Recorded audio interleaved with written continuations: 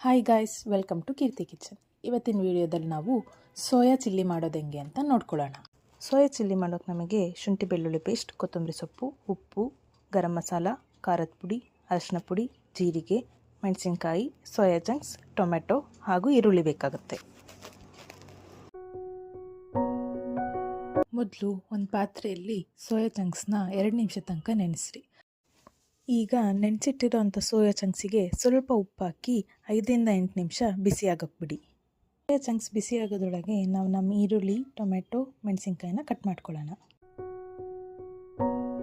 Soya chunks ಬಿಸಿಯಾಗಿ ಈ ಥರ ನೀರೆಲ್ಲ ಇಟ್ಕೊಂಡಿದೆ ಅಂತಂದಾಗ ನಾವು ಸ್ಟವ್ನ ಆಫ್ ಮಾಡಬೇಕು.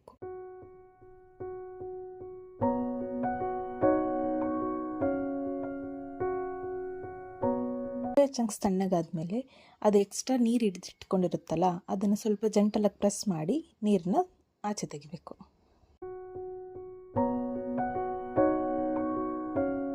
ನೆನೆಸಿಟ್ಕೊಂಡಿರೋಂಥ ಸೋಯಾ ಚಂಕ್ಸಿಗೆ ಸ್ವಲ್ಪ ಶುಂಠಿ ಬೆಳ್ಳುಳ್ಳಿ ಪೇಸ್ಟ್, ಗರಂ ಮಸಾಲ, ಖಾರದ ಪುಡಿ ಹಾಕಿ ಚೆನ್ನಾಗಿ ಮಿಕ್ಸ್ ಮಾಡ್ಕೋಬೇಕು.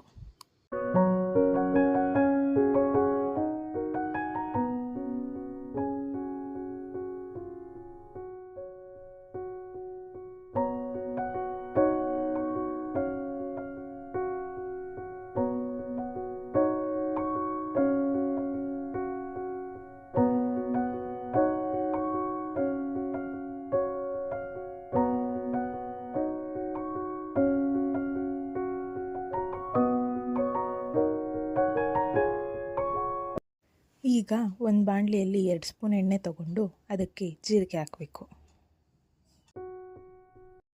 ಜೀರಿಗೆ ಚಟಪಟ ಅಂತ ಸಿಡಿದ ಮೇಲೆ ಅದಕ್ಕೆ ಮೆಣಸಿನ್ಕಾಯಿ, ಈರುಳ್ಳಿ ಹಾಕಿ ಫ್ರೈ ಮಾಡ್ಕೋಬೇಕು.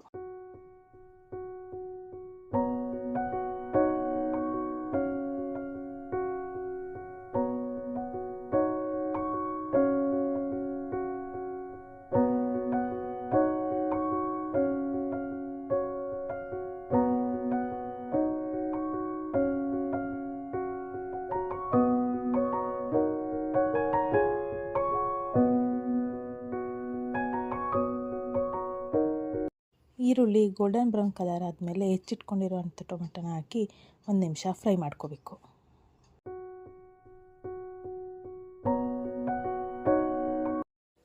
ಫ್ರೈ ಮಾಡ್ಕೊಂಡಿರೋ ಮಿಕ್ಸರಿಗೆ ರುಚಿಗೆ ತಕ್ಕಷ್ಟು ಉಪ್ಪು ಹಾಕ್ಕೊಂಡು ಟೊಮೆಟೊ ಸ್ಮ್ಯಾಶ್ ಆಗೋ ತನಕ ಬೇಯಿಸ್ಕೋಬೇಕು.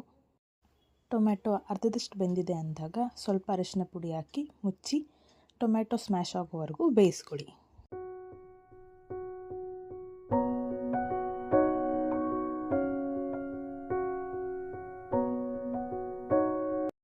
ಟೊಮ್ಯಾಟೊ ನೀಟಾಗಿ ಬೆಂದ ಮೇಲೆ ಸೋಯಾ ಚಂಕ್ಸ್ ಹಾಕ್ಕೊಂಡು ಮಿಕ್ಸ್ ಮಾಡ್ಕೊಳ್ಳಿ.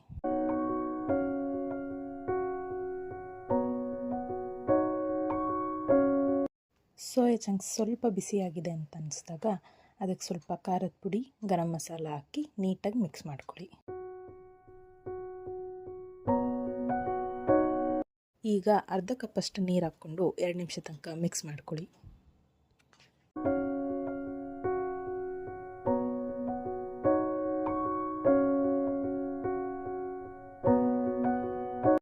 ಈಗ ಇದಕ್ಕೆ ಕೊತ್ತಂಬರಿ ಸೊಪ್ಪು ಹಾಕಿ ನೀಟಾಗಿ ಮಿಕ್ಸ್ ಮಾಡಿಕೊಂಡ್ರೆ ಬಿಸಿ ಬಿಸಿಯಾದ ರುಚಿಯಾದ ಸೋಯಾ ಚಿಲ್ಲಿ ರೆಡಿ.